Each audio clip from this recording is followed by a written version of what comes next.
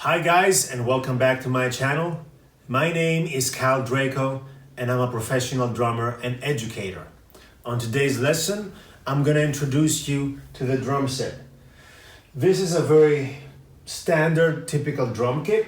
I know you've seen all kinds of configurations probably with tens of cymbals and 12 toms and all that, but this is like the basic setup. This is what most people start with.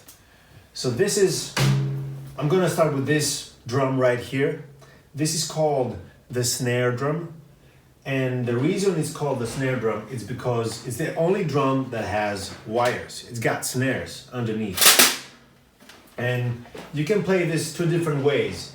You can play them with the snares on and it sounds like this. Or you can take the snares off using this mechanism and you're gonna have a very different sound with this one. This is the tom. Most kits come with two toms right here, but a lot of people play with one tom, like myself. I usually play with one tom. Sometimes I'll use both. It depends on the gig I'm doing, and it depends on the style of music and the mood I'm in.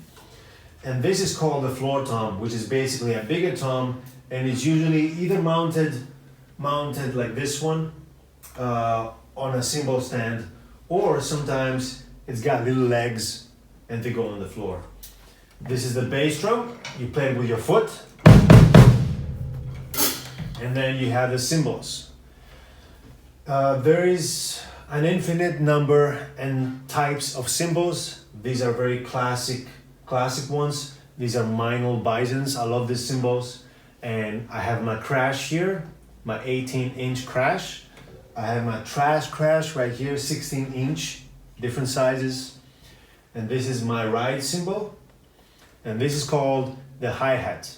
You can play the hi-hat either with your foot, like this, or with your hands. So with this stick, it produces a very different sound. Now, let's say you're about to buy a drum kit and you don't know which one to buy. My advice is sit down, play around for a bit, and if that feels good, buy the drum kit. In the beginning, I think it's too much.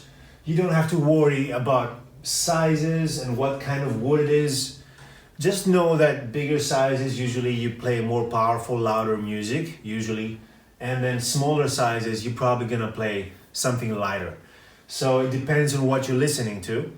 But if the setup feels great and the drums feel good to you, just go ahead and buy them. It's fine. See you in the next one.